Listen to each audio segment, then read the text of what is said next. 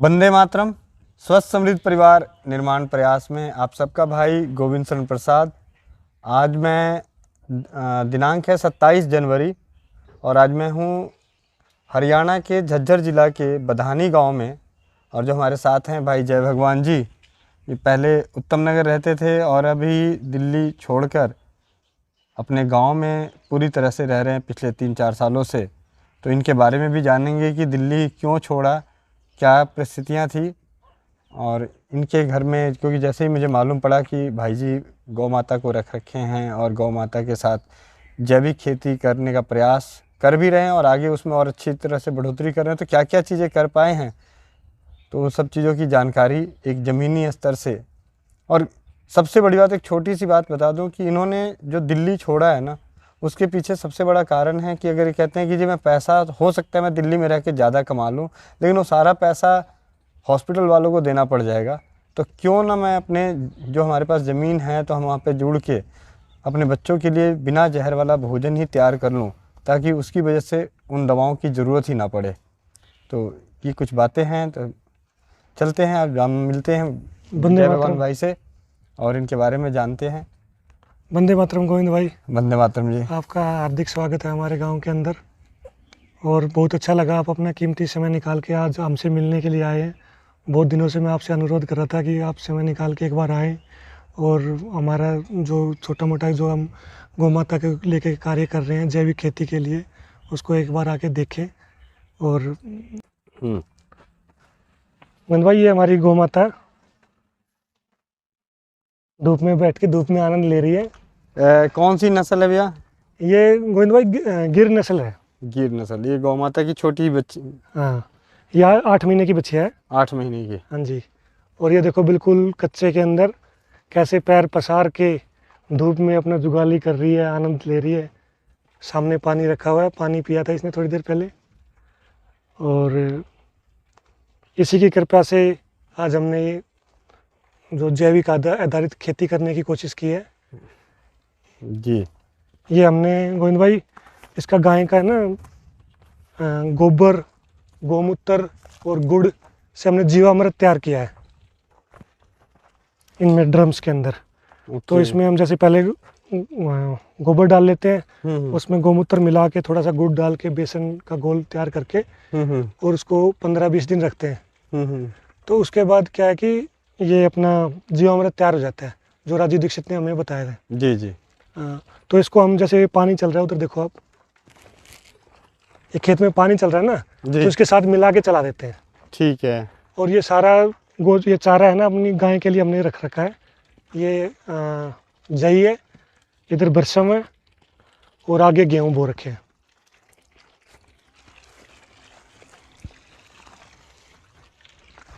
ये इधर गोविंद भाई हमने बायोगैस का प्लांट भी लगा रखा है।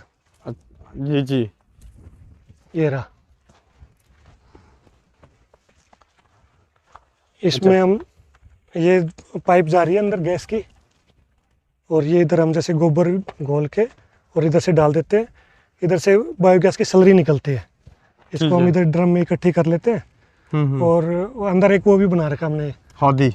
हाँ, मतलब अंडरग्राउंड है ना, वो बना रखा है, क्या बोलते हैं उसको। तभी जो बायोगैस का प्लांट कितने दिन हो गए लगाए हुए? अभी इसको गोविंद भाई 2 महीने हुए, 2-3 महीने। अच्छा, तो अब ये प्रॉपर काम कर रहा है, मतलब खाना वगैरह बन रहा है, लाइट वगैरह जल रही है, सारी चीजें। इसमें हमारे मतलब खाना बन जाता दोनों टाइम का, और गैस भी अच्छी बन रही है। और मेन इसका फायदा ये है कि जो हम ऑर्गेनिक खेती कर रहे हैं ना, तो इसमें जो बायो डिकम्पोस्ट जो हमें खाद मिलता है, वो हमारी फसल के लिए बहुत अच्छा है। देखो आप, हरी कच्च बिल्कुल फसल बिल्कुल लहरा रही है, बरसम गाय के लिए चारा। और इसमें हम कोई यूरिया नहीं, कोई DAP नहीं, कोई पेस्टिसाइड नहीं, कोई केमिकल नहीं, कुछ भी नहीं डालते हैं। और ये आपकी गेहूं और जई की? गेहूं, और ये इधर जौ है, आप देख सकते हो बिल्कुल।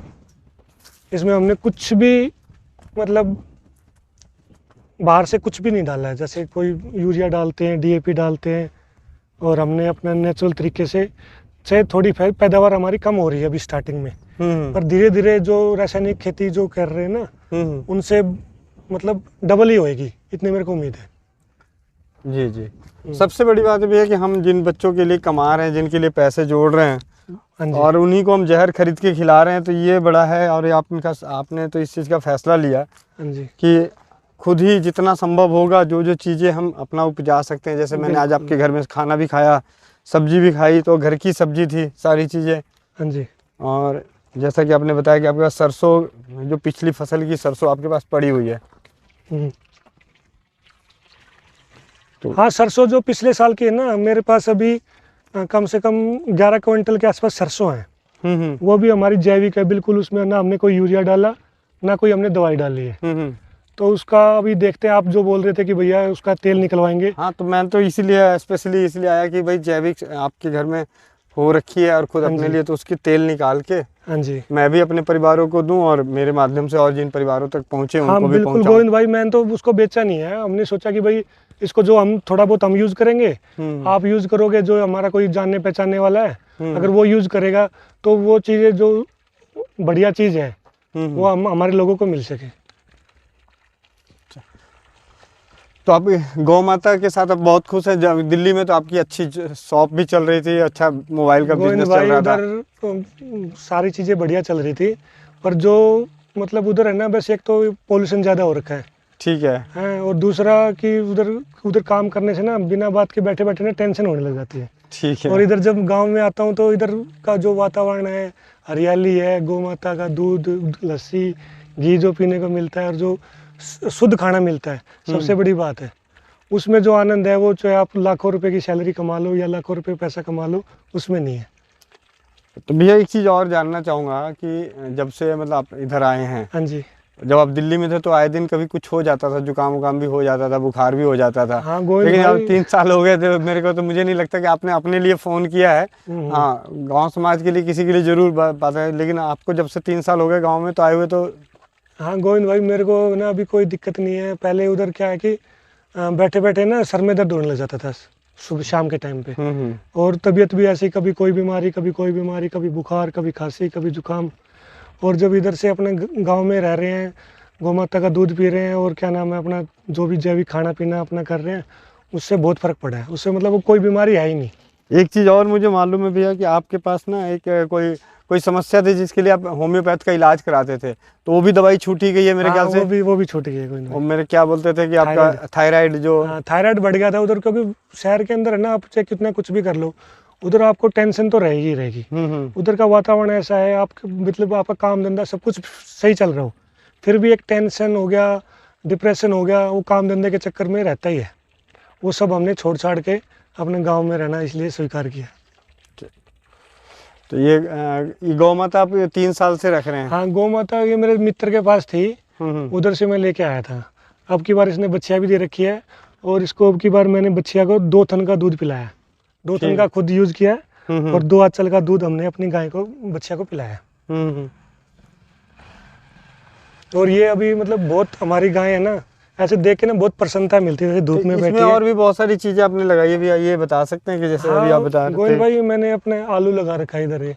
ठीक है। आगे मैंने उधर मूली है, मेथी है, जो गोभी है, सब्जी जो बैगन है, टमाटर है। हाँ जी, ये सब चीजें आपने थोड़ा थोड़ा लगा रखे हैं, और पौधे पेड़ भी लगा रखे हैं, जैसे अनार के पेड़ हैं, और ये भी नींबू का है, चीकू का है, अमरूद का है। ये देखो पालक के ऐसे पत्ते देखो आप, कैसे ग्रीन है।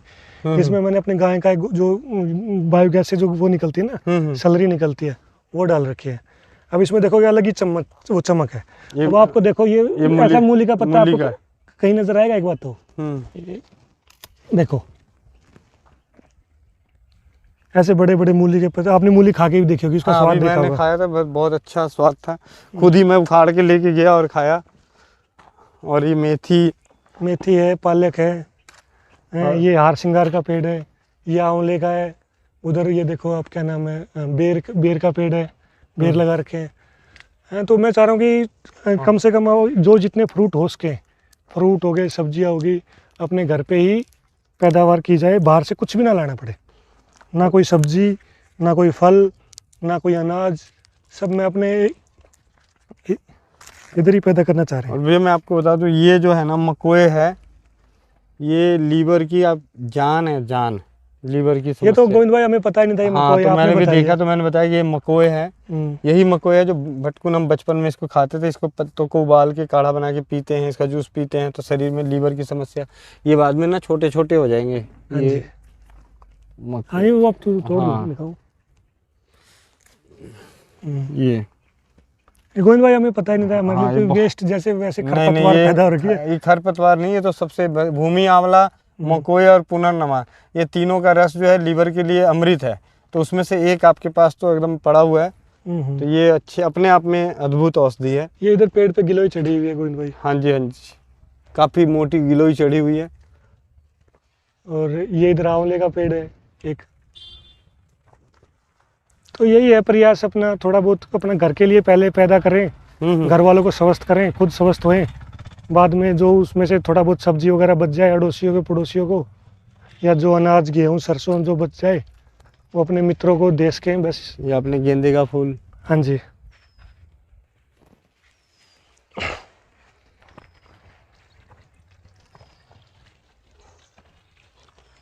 तो घर में कौन कौन है? जैसे आपके घर में 4 बच्चे हैं, मतलब। हाँ, 4 बच्चे हैं, चारों पढ़ने वाले हैं। लड़की मेरी उसकी नीट की तैयारी कर रही है। वो भी आयुर्वेद या होम्योपैथी से कह रही है कि मैं डॉक्टरी की पढ़ाई करूँगी। और उसका भी बड़ा मन है लोगों के लिए काम करने के लिए। हमारी ये गौ हमारी माता गौ माता हैं। आनंद ले रही है।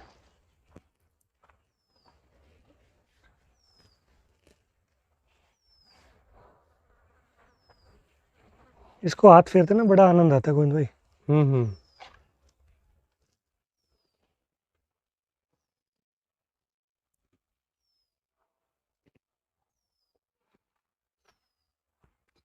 ये हमारी लाडली बच्चिया है।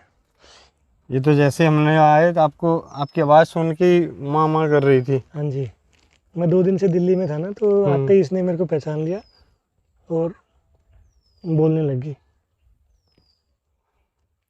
देखो इसको नींद आ रही है।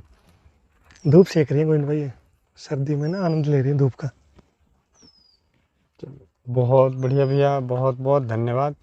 मैं भगवान से प्रार्थना करता हूँ कि आप इसी तरीके से अपने परिवार को स्वस्थ और समृद्ध बनाए रखें, और आप जैसे भाइयों और भी जो भाई अपने स्तर पे जो कर सकते हैं, क्योंकि हम अपने बच्चों को जितना संभव हो सके जहरीली चीज़ों से बचाएं, उसके लिए जो जो कर सकते हैं वो तो करना ही चाहिए। गोविंद भाई जब से आपसे मिले हैं और आपने प्रेरणा दी है कि भाई राजीव दीक्षित ने जो हमें एक गाय पालने खेती के लिए बहुत ज़रूरी है, वही हमने प्रयास किया है। पहले एक गाय लेके आए हैं, फिर थोड़ी बहुत खेती करनी स्टार्ट की है, तो अब थोड़ी बहुत हमें उसमें सफलता भी मिल रही है भगवान की दया से, और धीरे धीरे कुछ अच्छा ही करने की कोशिश करेंगे। जी, आपकी दया बनी रहे बस। वंदे मातरम। वंदे मातरम।